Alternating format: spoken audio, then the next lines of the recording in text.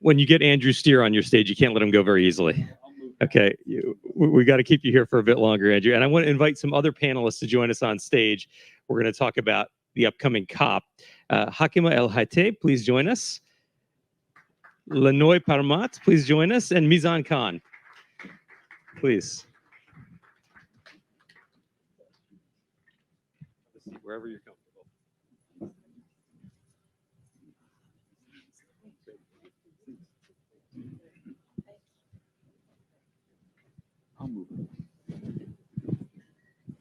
Okay, we are going to get started because we want to get to some of the practical issues here. What I see is one of the key ones. Do you have a microphone? You do. And that is whether COP28 can actually deliver. You know, is it going to be what, Andrew, you just described would be the pitfall, an opportunity where we all get together and talk, but nothing really comes of it.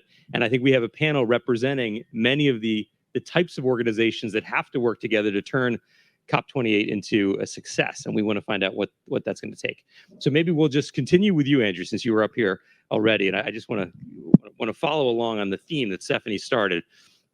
I ran into a multilateral development bank president just now on my way over and asked him the question everyone's asking, right? The question everyone's asking each other at this UNGA, which is, what is it all about? What makes this year different? And he said to me, you know, I feel like it's a more practical UN General Assembly, that it's a little bit less visionary because we realize there isn't some savior coming. There isn't some massive new source of funds. Devex has reported for our pro members a story about how the US blocked the Secretary General's $500 billion a year target. That's out. So he said, instead, we were kind of looking at what we have, the resources we have, which include the multilateral development banks, unlocking and leveraging more private sector funding, and bringing in more philanthropy. So maybe just starting with you, I wonder, do you find this to be a more practical UNGA this year, Andrew? And looking forward to COP, what does it tell you about what we're likely to get done, if anything, at COP? Oh, I think we'll get a lot done at COP, but I don't think we should just look at the negotiations of COP. You know, every COP, and it's great to see Hakima again. She was, I think, almost the first ever special high-level champion for in the wonderful COP that we had in Marrakesh a few years ago. But every COP has sort of two elements, doesn't it? It has the negotiations, and that tends to be heavy and last minute, and you know, we certainly know what we want to get out of that, but don't hold your breath. But then there is the action agenda, and there are some remarkable things cooking in that. And I do agree with you very much, Raj. I think this week has been pretty good in that regard. I think, as you say, multilateral development bank reform. I mean, we've been talking about the Bridgetown agenda for a while. It's now sort of almost become, okay, we absolutely need to do it. And we have a new president of the World Bank, Ajay Banga, and he agrees we've got to do something. We shouldn't expect sort of, you know, fireworks, but we will expect more risk-taking from the World Bank, more leverage from the World Bank, more innovation from the World Bank using guarantees rather than callable capital, for example, like the Asian Development Bank's doing, like IFED is doing, which is a brilliant innovation for education. So we will see innovation like that. But also, I mean, in several other areas, we are going to see some really important commitments on energy, for example. And I could list a whole lot more. Well, let's ask Hakima as well what you expect. As Andrew mentioned, you were a special envoy at a previous COP. You were the former Minister of Environment of Morocco, your home country, where you're now the president of Liberal International and wear many other hats. What do you expect this COP to deliver? Thank you first. And first of all, I would like to thank Devex for this invitation. I'm very excited to be seated near Andrew. We have had the opportunity to work a lot together during COP21 and COP22. I was the vice president of the Paris Agreement, and the implementation, I had this great honor, and the implementation of the Paris Agreement is very close to my heart, especially because climate is killing. Climate, like the war, is killing. And this is something we should understand. Now, I want to be optimistic and to tell you that I'm expecting a lot of achievement in COP28. Unfortunately, COP28 is happening in a moment of our history which is very sensitive and particular. First, after a pandemic. Second, after many promises not kept. In the Paris Agreement, all of us, we know what was agreed in 2020. So we missed the opportunity and the rendezvous of 2020. And then we have this war in Ukraine, in the back door of Europe, with energy insecurity in Europe, with a huge inflation worldwide, with food insecurity in Africa. And the most I will say, consequences is that now we are opening new old coal industry in Germany, in Europe, and the latest stake talk is just alarming and disappointing. What we are saying that since the Paris Agreement, the CO2 emissions, instead of decreasing, are increasing. Now, what we did during the Paris Agreement was a wonderful opportunity because we created for the first time a dual COP with two mainstream. The first is the agenda of action. And we saw that the business, the innovation, the local communities, the private sector, I was the first high-level champion with 75 world coalitions in all the sectors. And I can tell you that the momentum and what the private sector and the business and the non-state actor can achieve is incredible. We have the technology. This is the good news. We know how to solve the problem. Now, we are gathering 195 nations who have different background, different interests, who have different vulnerabilities to climate change, and who are negotiating for the same objective. So you can imagine that the mainstream of negotiation is very difficult. I'm not expecting a lot. Yeah. Well, that's a good note of realism, but I love your optimism, Andrew. We're going to continue on this theme. We have someone to keep us honest because we have with us one of the lead authors of the IPCC report in Dr. Professor Mizan Khan. You are also the Deputy Director for the International Center for Climate Change and Development. So maybe you can add your own view, given that it's your panel that has come up with this 1.5 number we're also familiar with what you expect out of this COP to help keep us honest and on track. Yeah, thank you. Based on my long years of negotiating career, starting from 2001, I'm not very optimistic about COP outcomes, as Andrew, you have mentioned, because we can say we have two COPs. One is negotiating political gimmickry, what I will call. As an academic negotiator, I speak my mind. So in one of my books published by Routledge and MIT Press, several books, I called these negotiations as a process of active inaction. But outside of the formal negotiations, there are lots of things happening, action agendas, like Bezos, for example. You have $10 billion and many of the foundations. So we bank on more on that, on those kinds of support. At COP28, the buzz agenda this year, is loss and damage. And the Transcom has been very actively working to develop a framework. But I'm not very optimistic that at COP28 we will have this fund operationalized, because there are lots of debates between the global south and global north. But at least if the framework can be adopted, then in next 2-3 years we can have the fund operationalized. But there will be a difference between earlier operationalization of other funds, which took 8 or 9 years. For example, starting from 2001, in 2010 we had those funds operationalized. But this loss and damage will be operationalized in earnest, I believe, because each and every day we are facing these impacts on loss and damages. I want to come back to loss and damage in a minute and to finance in general, but I also want to bring Lanoi Parmuat into the discussion. You are the executive director of ENAI Africa. You're a social scientist, and you do a lot of work as an activist with indigenous pastoralist communities across Africa. And so I would like to get your perspective on what you expect this COP to deliver. Oh, thank you very much, and happy to be here. And it's beautiful to listen to all these three people who have a history of COP, where it began until now, and they don't see anything good that will come in 2028. But I want to give the audience hope. We are the new narrative. We want to see the new strategies, the new implementation, increase in funds, especially northern damage. 3 years ago, we've never experienced such an impact that we've seen in Kenya, and especially among the pastoral communities.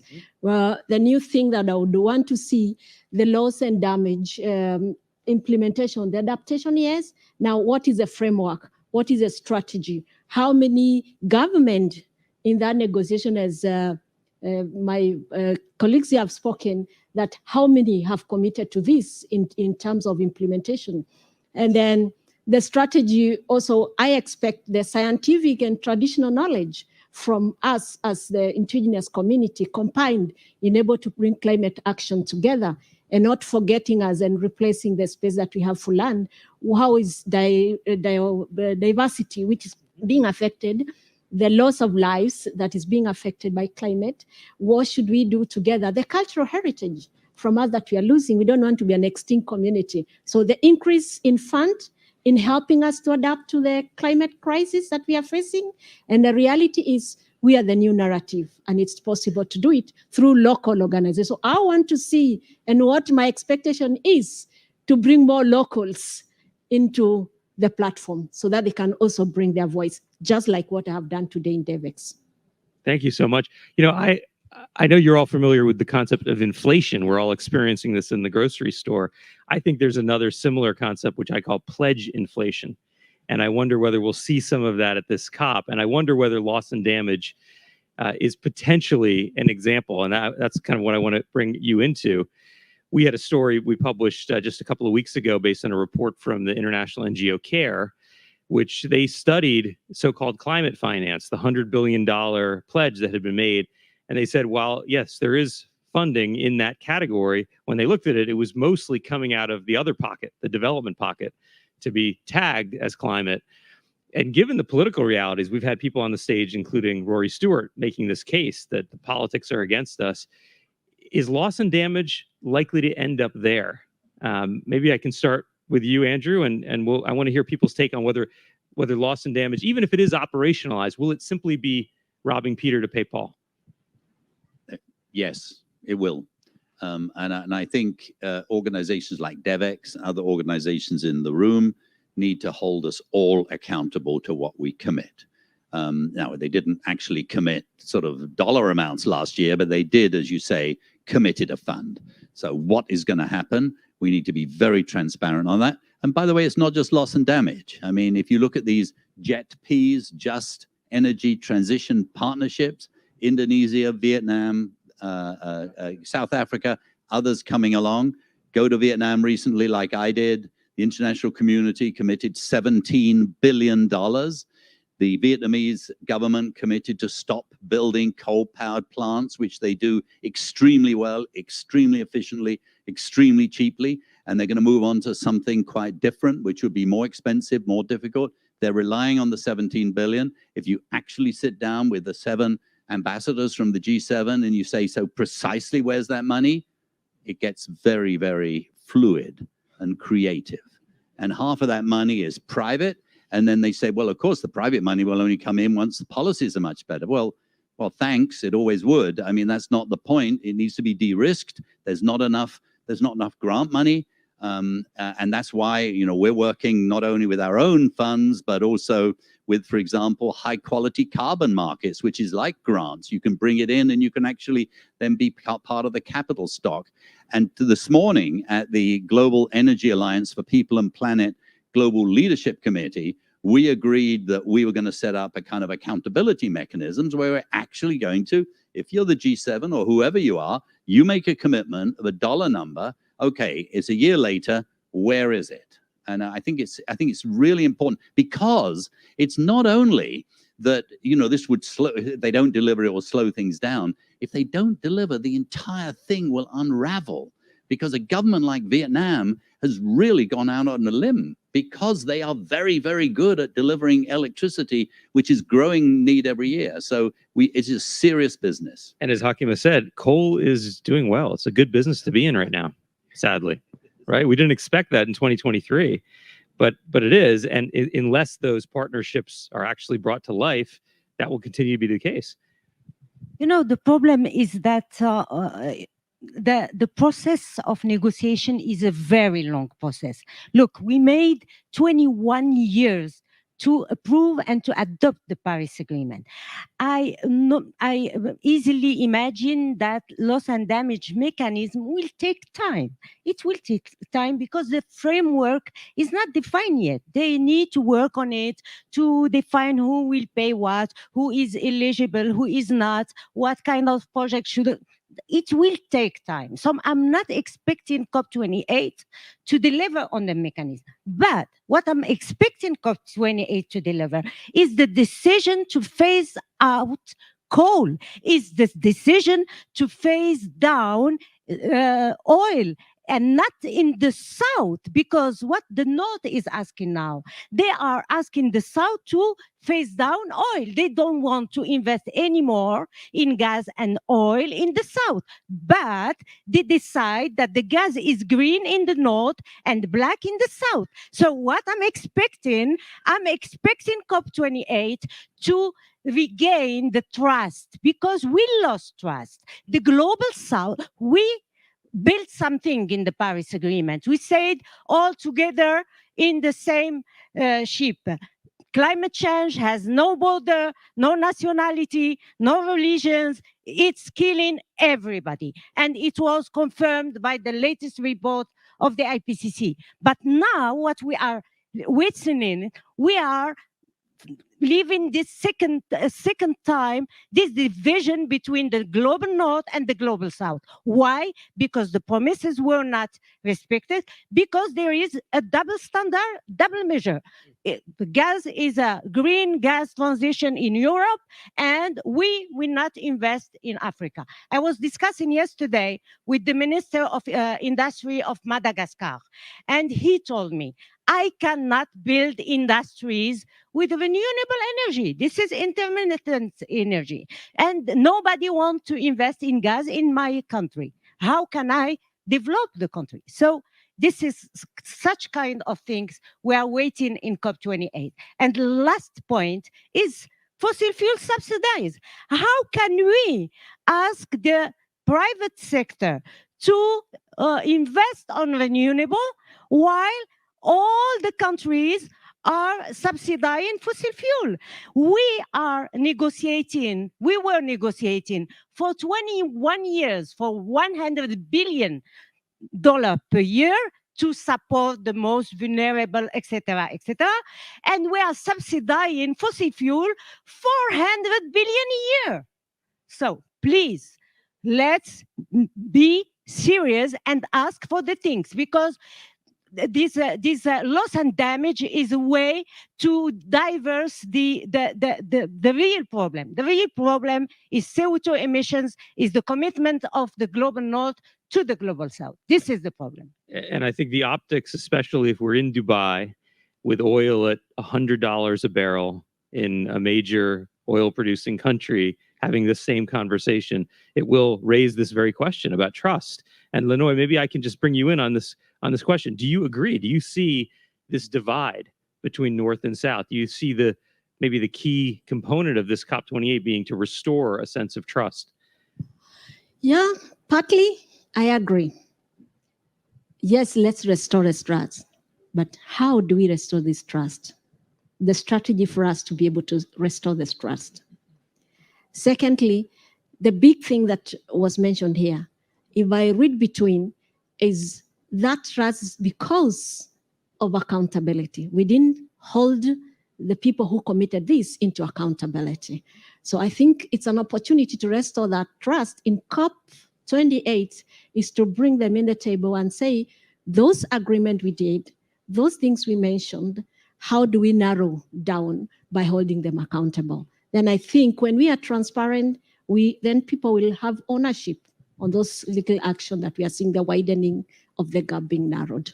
Yeah, transparency and accountability go hand in hand, to your point about investing and being able to see what did these pledges actually come to. Mizan? Yes. Yes. In fact, I'm not very optimistic about funding, because for the last 22 years, I had been negotiating with climate finance, and there is also apprehension of cannibalizing funding between adaptation and loss and damage, kind of. $100 billion mentioned back in 2009. And how much is left of if we adjust with inflation, for example? Still, that amount has not been achieved. So I'm not very optimistic about funding at the negotiating level. I'm optimistic about this corporate social responsibility, like your funding, for example. And there are, I think, 2 or 3 areas where funding should flow. You mentioned about World Bank, but I have a request to the World Bank.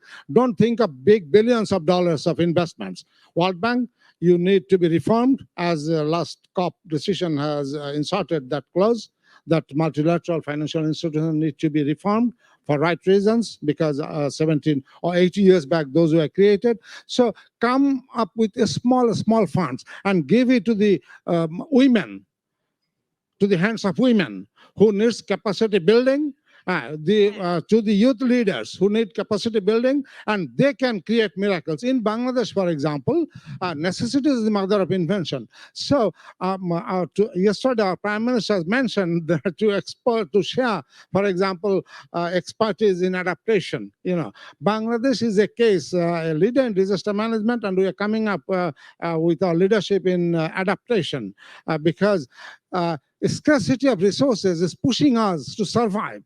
And we are, resorting to innovative solutions. 170 million people living in a land 65 times smaller than America. So this is kind of something miracle. So my last point is the capacity building is the key. Capacity building of women, of youth generation, and across the region. Because I believe in the simple saying that if you know the risk, then there is no risk. And this knowing expands from mere awareness, sensitization, up to having PhDs and expertise. So this knowledge is the key and action. Thank you. Really interesting argument. And I would mention it is true. Bangladesh has had maybe extraordinary amounts of representation on this Devex stage this year, and probably for good reason. There's quite a success story there when we're looking for success stories. Andrew, just going back to you about the 2 COPs, right? So there's what's going on, the kind of world that you're very engaged in, which is negotiating deals among philanthropies, corporates, bringing in government to actually move things forward, to take real action. And then there's the official policy changes and maybe large funds.